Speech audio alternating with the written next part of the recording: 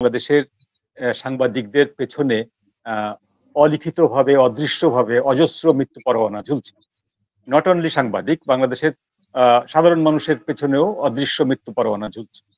অজস্র মানুষের পেছনে, হাজার হাজার লাখ লাখ মানুষের পেছনে মৃত্যু পরোয়ানা ঝুলছে।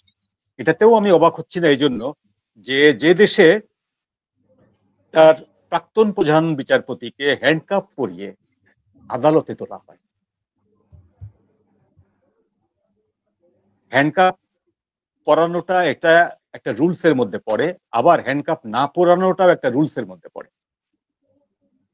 পৃথিবীতে বহু দেশ আছে যেখানে অপরাধীকে, মানে সম্ভাব্য অপরাধীকে আদালতে দাঁড়িয়ে থাকতে হয় না, তাদেরকে বসার জন্য চেয়ার দেওয়া হয়।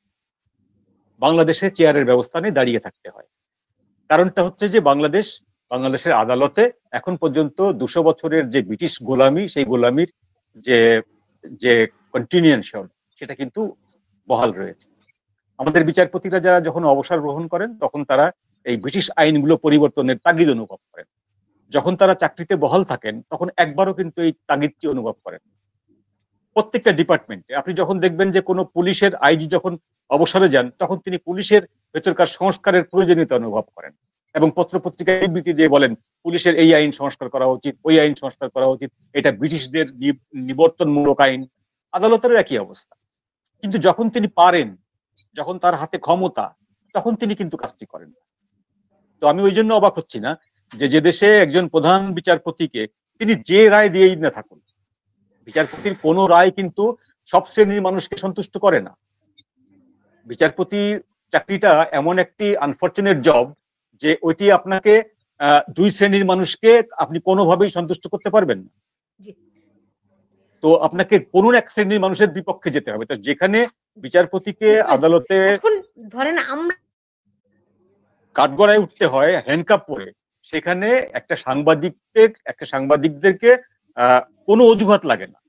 আপনি কি লিখেছেন কি লেখেননি ওইটা না, আপনাকে আমার পছন্দ না, আপনি আমার ঘরানার না, আপনি আমার মতাদর্শের না, সুতরাং আপনার উপরে আমি মব ভায়োলেন্স করতে পারি, আপনাকে আমি ভোগান্তিতে ফেলতে পারি, আপনার নামে মামলা হতে পারে, আপনার নামে খুনের মামলা হতে পারে। এই যে আপনি 260 জন বা 262 জনের কথা বলছেন, এই 260 জন 62 জনের কাউকেই তো আদালত প্রমাণ করতে পারবে না যে এরা খুনের আসামি, কিন্তু মামলা তো দিয়ে রেখেছেন। প্রমাণ করতে পারুক আর না পারুক, প্রমাণ হওয়ার আগে যে আপনার যে শাস্তিটা, সেটা তো আপনাকে ভোগ করতে হচ্ছে। তো এই অবস্থায় আমি মোটেই অবাক হচ্ছি না যে শুধুমাত্র বিভুরঞ্জন দাস না, এরকম অনেক অনেক সাংবাদিকের পেছনে, অনেক মানুষের পেছনে, অনেক বিরুদ্ধ মতের পেছনে মৃত্যু বিভীষিকা ছায়ার মতো হচ্ছে। সঞ্জয় দে, আমরা বাংলাদেশের এরকম একটা বাস্তবতায় দাঁড়িয়ে থেকেও অনেক প্রথিতযশা সাংবাদিককে দেখছি যে এই সরকারের ভূয়সী প্রশংসা করছে। মানে তাদের এই অবস্থানের কারণটা কি? এই সরকারের পক্ষে এরকম কট্টর অবস্থান তারা কি করে নিচ্ছে, কিসের ভিত্তিতে নিচ্ছে এবং তাদের উদ্দেশ্যটা বা কি? সঞ্জয় দে, আপনার এই প্রশ্নের জবাব কিন্তু আসলে মুশফিক ফজল আনসারী যে স্ট্যাটাস দিয়েছেন ওটার মধ্যেই আছে।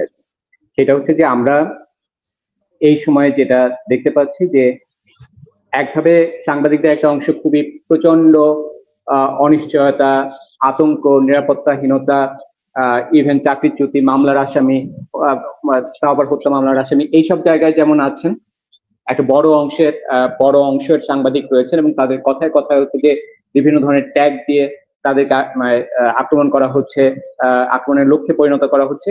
তেমনি আবার একদল সাংবাদিককে দেখবেন যারা হচ্ছে কোনো ধরনের যেটাকে বলে আমি সাংবাদিকতার যতটুকু জানি সেই জায়গার নীতি, নৈতিকতা, আদর্শ কোনো কিছুই তারা ধারণ করছেন না এবং তারা এক ধরনের মানে কি বলবো উগ্র সমর্থন, এটা আসলে সাধারণ সমর্থন না, সরকারের প্রতি এক ধরনের উগ্র সমর্থন আমরা তাদের মধ্যে দেখতে পাই আর কি।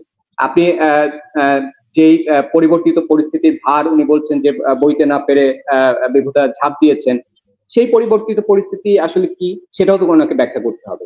সেই পরিস্থিতি কিন্তু হচ্ছে যে আমরা বিভূতার লেখার মধ্যেও দেখতে পাই। একটা তো আমি বললাম যে হচ্ছে তাকে চাপ দিয়ে কিভাবে তার লেখা নামানো হয়েছে সেটা নিয়ে তার যে আত্মদহন সেটা দাদা বললেন আর কি। আমি ওই অংশে কিন্তু আরো একটা সিগনিফিকেন্ট অংশ রয়েছে, যেখানে আমরা দেখতে পাচ্ছি তিনি ইঙ্গিত করছেন যে তার নামটি হিন্দু বা হিন্দু পরিচয়ের কারণে তার মেয়েকে হেনস্থা হতে হয়েছে 5 আগস্টের পরে। শুধু এই কারণে তার থিসিস পেপার গ্রহণ করা হয়নি, এবং তাকে হয়তো উনি লিখছেন যে তাকে হয়তো এমন কোনো জায়গায় বদলি করা হবে যেটা আসলে খুব খারাপ একটা বা সাধারণ একটা জায়গা, সেটা হতে পারে। তার ছেলে বুয়েটে পাশ করার পর চাকরি পাচ্ছে না, উনি বলছেন যে এটা কি ওর নামের জন্য কিনা, শুধু ওর নামের জন্য কিনা। তো এইটাই তো হচ্ছে পরিবর্তিত পরিস্থিতি। তো সেই পরিস্থিতির ভারে তো আসলে সবাই সবসময় আসলে এটা কতদূর পর্যন্ত বহন করতে পারবেন, যেখানে তার একেবারেই জীবিকার প্রশ্ন, তার একটা পরিবার চালানোর প্রশ্ন, সেইখানে তার অসহায়ত্ব। আসলে একটা মানুষ আসলে মুখের কথায় তো কখনো হচ্ছে যে আপনি জীবিকা টিকে রাখতে পারবেন না বা একটা পরিবার মেনটেন করতে পারবেন না। তো এই ভারে ওনার কথা অনুযায়ী যদি বলি যে এই ভারেই, এই পরিবর্তিত পরিস্থিতির কারণেই একজন বিভুরঞ্জন সরকারকে আসলে, যদি আমি আত্মহত্যা বলি, সেই আত্মহত্যার পথ বেছে নিতে হয়েছে। সেই পরিস্থিতিগুলোর সৃষ্টির দায়টা আসলে কোনোভাবেই ওনার মতো লোকজন এড়াতে পারবেন না, কারণ ওনারা হচ্ছে যে এই পরিবর্তনের একটা পার্ট হিসেবেই কাজ করছেন। আমরা ইভেন আপনার দেশের যিনি প্রেস মিনিস্টার হিসেবে গেছেন, তিনি তো প্রকাশ্যেই বলেছেন যে বিপ্লবের পর বা এই ধরনের অভ্যুত্থানের পর পরাজিত যারা, জয়ীরা হচ্ছে পরাজিতদেরকে নির্মূল করতে হবে, হত্যা করতে হবে। এটা একজন সাংবাদিক যার দীর্ঘ পেশাগত ক্যারিয়ার রয়েছে, সেই সাংবাদিক এখন এক ধরনের কি বলবো, মানে উস্কানিদাতা বা হচ্ছে যে আসলে হত্যার নির্দেশনা কিভাবে কি হতে হবে সেই নির্দেশনা এখন দিচ্ছেন, সেটা প্রকাশ্যে দিচ্ছেন, এবং তিনি আবার নিজেকে মানে বড় মাপের একজন সাংবাদিক হিসেবে দাবি করছেন।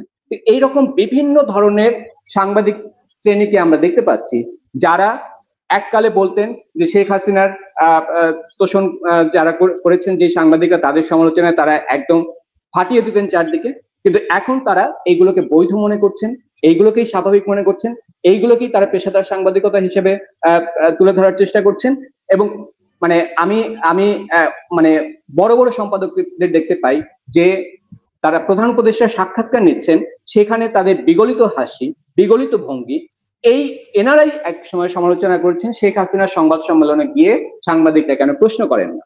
আজ তারাই হচ্ছে একই ভূমিকা, বরং তার চেয়েও নগ্ন এবং খারাপ ভূমিকায় অবতীর্ণ হয়েছেন, এবং সেই কারণে গোটা ইন্ডাস্ট্রি, সাংবাদিকতার যে ইন্ডাস্ট্রি, সেটা আসলে একজন বিভুরঞ্জন দিয়ে শেষ হবে সেটা আমি মনে করছি না।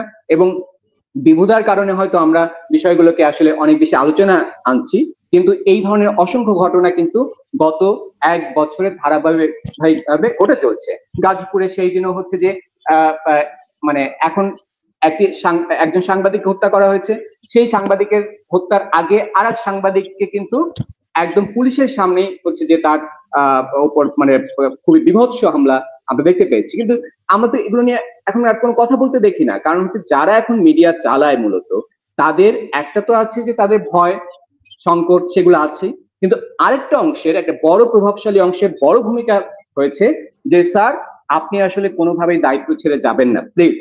এই বাক্য, এই শব্দের মধ্য দিয়ে তারা আসলে সাংবাদিকতাকে এইরকম একটা মানে কি বলে পরিতুষ্টির জায়গায় নিয়ে গেছেন। এটা থেকে আমি আসলে কখনো কখনো পিআর জার্নালিজমের চেয়েও আসলে খারাপ একটা অবস্থা আমি দেখতে পাই, এবং তার ফলাফল হচ্ছে এই ঘটনাগুলো ঘটতে আমরা দেখছি। জি, এমনিতে পুলক ঘটক, আপনি নিজে সাংবাদিকদের ইউনিয়নগুলোর সঙ্গে যুক্ত রয়েছেন। এখন এই মুহূর্তে সাংবাদিক ইউনিয়নগুলো কি করছে? আর মানে সাংবাদিকতার সবচেয়ে বড় সংকট এই মুহূর্তে কি আছে? সেগুলো নিয়ে আপনাদের কোনো প্ল্যাটফর্মে আলাপ করার সুযোগ হচ্ছে কিনা? প্রথমত হচ্ছে যে এই কথাটা আজকে বলেই ফেলি, বাংলাদেশ ফেডারেল সাংবাদিক ইউনিয়ন, যেটাকে আমি ওন করি, যেটা আমি যুগ্ম মহাসচিব হিসেবে দায়িত্ব পালন করেছি, এর আগে ঢাকা সাংবাদিক ইউনিয়নের বিভিন্ন পদে দায়িত্ব পালন করেছি। নির্বাচনের মানে আওয়ামী লীগ সরকার পতনের পর থেকে সভাপতির নামে মার্ডার কেস একাধিক, উমর ফারুকের নামে, এবং আপনার সাধারণ সম্পাদক যে দীপ আজাদের নামে মার্ডার কেস একাধিক দেওয়া হয়েছে, এবং সঙ্গত কারণেই তারা পুরোপুরি নিরাপদ। কমিটির মেয়াদ শেষ হয়ে গেছে, যেটা বাংলাদেশের সাংবাদিকদের আমব্রেলা অর্গানাইজেশন হিসেবে আমরা জানি। সব সংগঠনের, একবারে চট্টগ্রাম সাংবাদিক ইউনিয়ন বলেন, বগুড়া সাংবাদিক ইউনিয়ন, এই সব সাংবাদিক ইউনিয়নের একটি আমব্রেলা সংগঠন হচ্ছে ফেডারেল সাংবাদিক ইউনিয়ন। তো আমি এটার যুগ্ম মহাসচিব হিসেবে দায়িত্ব পালন করেছি। ইনবক্সে আমাদের মধ্যে কিছু আলাপ আলোচনার লেভেলে এসছে। একটা জায়গায় প্রথমত আমি বলবো যে ফেডারেল সাংবাদিক ইউনিয়নের যিনি বর্তমান সভাপতি এবং সেক্রেটারি একটি বড় দায়িত্বহীনতার পরিচয় দিচ্ছেন। অন্যরা এই যে মঞ্জু সাহেব এখানে এসে কোনো মানে প্রতিষ্ঠিত নেতাও নন, ভোটও করেন না, কিছু করেন না, তার বিবেকের জায়গা থেকে সে দাঁড়িয়ে কথা বলেন। আমি এই বাংলাদেশের এই প্রতিকূল অবস্থায় বসেও অফিসিয়ালি কোনো সংগঠনের দায়িত্বে না থেকেও আমি আমার জায়গা থেকে কথা বলি। কিন্তু যারা একবারে ডিরেক্টলি অফিসিয়ালি দায়িত্বে আছেন সংগঠনের, তার দায়িত্বটা অনেক বেশি করতে হয়। একটি স্টেটমেন্ট পর্যন্ত ফেডারেল সাংবাদিক ইউনিয়নের এই কয়েকজন নেতা দিচ্ছেন না। ইভেন লক্ষণীয় বিষয় হচ্ছে বিএসএস এ চাকরি করছেন, সরকারি সংবাদ সংস্থা বিএসএস এর প্রতিনিধি হচ্ছেন, সাংবাদিক হচ্ছেন ওমর ফারুক। আজকে এই কথাটা আমি কখনোই বলতে চাইনি এবং বিভিন্ন সময় আজ এমন একটা সময় এসছে যে এদেরকে অ্যাকাউন্টেবল না করলে আমরা নিজেরাও অপরাধী হয়ে যাই।